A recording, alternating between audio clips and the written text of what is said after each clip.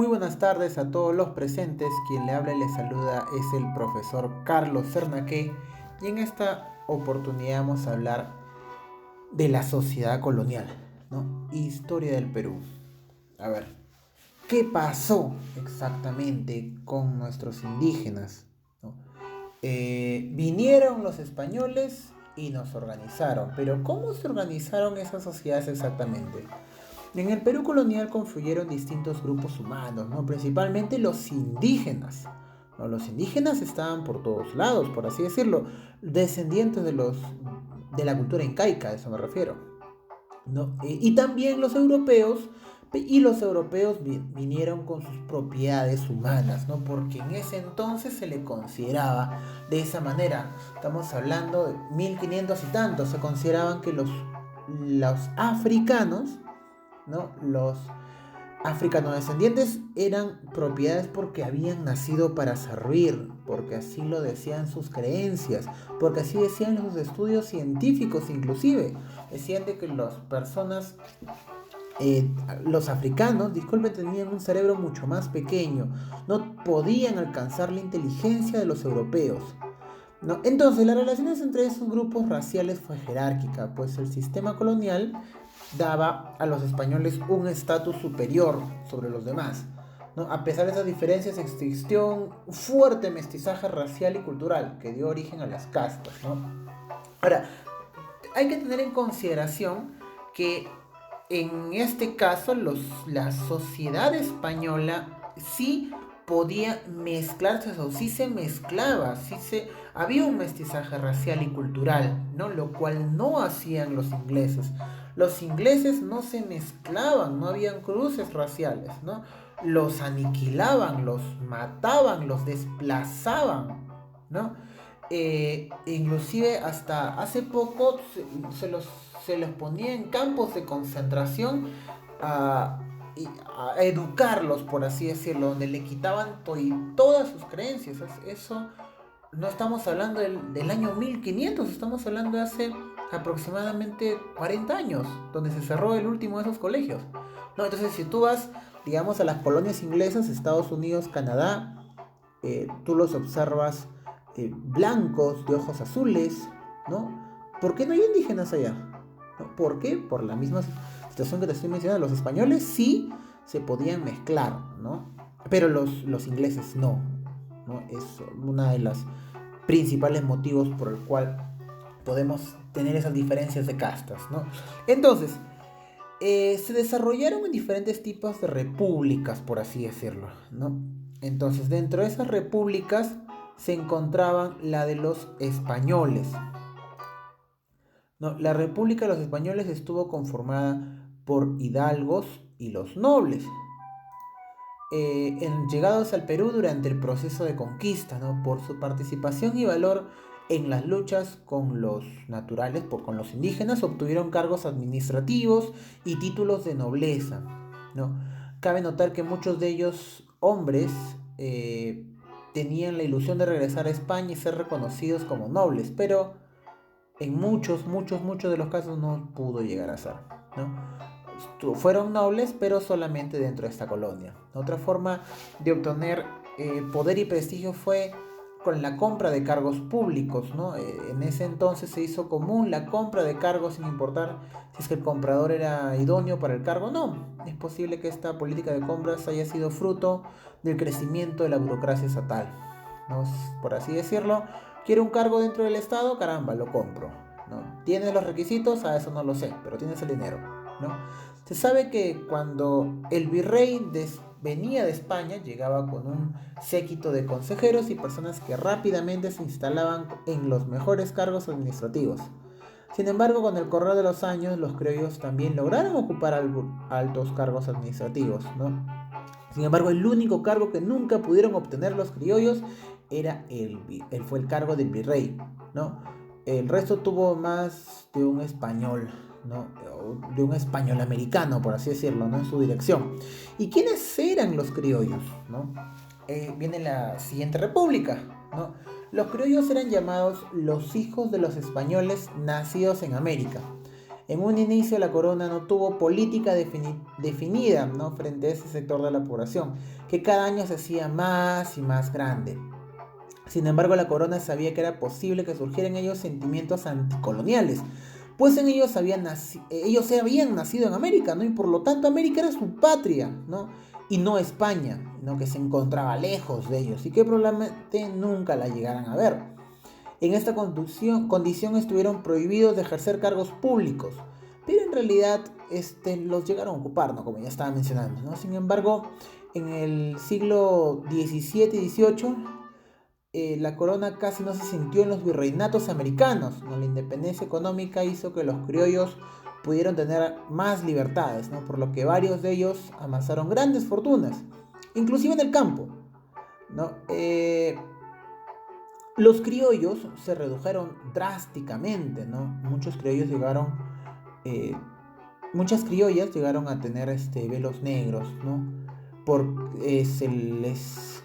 Los velos negros, las abadesas, ¿no?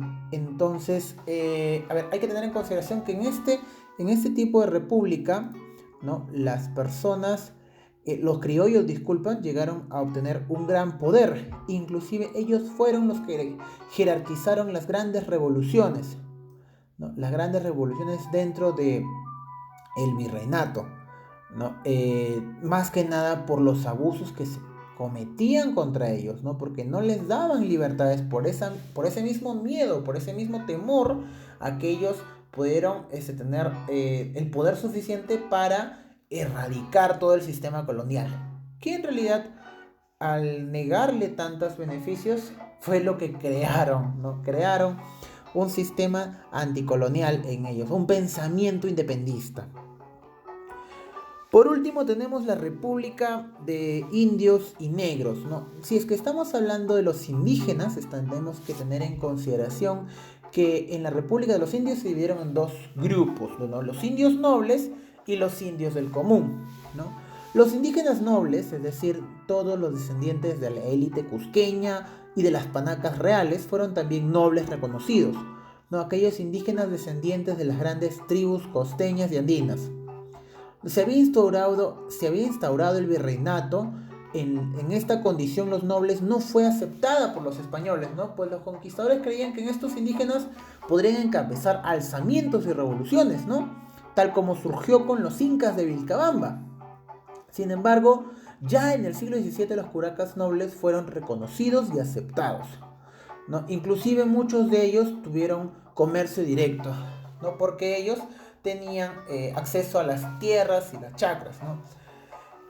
Los indígenas nobles se encontraban libres de tributar, ¿no?, y de ir a trabajar a la mita. ¿Qué es la mita, profesor? Ya en un momento te lo explico, ¿no? Por lo que el comercio tuvo una fuente de ingresos muy importante, ¿no? Los nobles indígenas, que aprovecharon su condición, muchas veces comerciaban con productos que a su vez se encontraban libres de impuestos, por ejemplo el oyuco, la papa, la oca, ¿no?, etcétera, y etcétera, ¿no? Las coronas dio ciertos beneficios creando para ello colegios especiales para curacas, ¿no? Entonces en estos colegios, además de ser correctamente evangelizados, también aprendían gramática y también aprendían las ciencias europeas, ¿no? El sector, pero el sector más numeroso de la República de los Indios fueron los que conformaron los indígenas del común, ¿no? ¿Por qué? Porque ellos fueron los que cargaron con el pesado sistema de pago de tributos, ¿no? No fue sino hasta el año 1570 que se reglamentó el sistema de tributación, donde el virrey Francisco Toledo, tras las visitas que realizó por el virreinato, implantó las reducciones de indios, ¿no? Los indígenas eran reunidos en un pueblo donde vivían apartados de los españoles, ¿no? A eso se le llamaba una reducción, ¿no? Esta medida tuvo dos finalidades. Primero, facilitar la labor evangelizadora, ¿no? Y también tener en consideración que los indígenas tuvieran un sistema jerárquico en los cuales puedan observarlos, ¿no? Puedan observar a todos los españoles que estaban por encima de ellos, ¿no? La carga tributaria variaba de acuerdo al número de pobladores de una reducción o pueblo de indios, ¿no?, en el que esta no tuvo ninguna variabilidad en el número de población andina, ¿no? Tampoco tomar en cuenta los estragos que causaron las enfermedades europeas que llegaron al virreinato del Perú en los primeros años de conquista, ¿no? Al llegar la edad adulta, los indígenas debían o bien pagar un tributo en especies o en dinero, o también aceptar mercancías que los corregidores les entregaban, ¿no?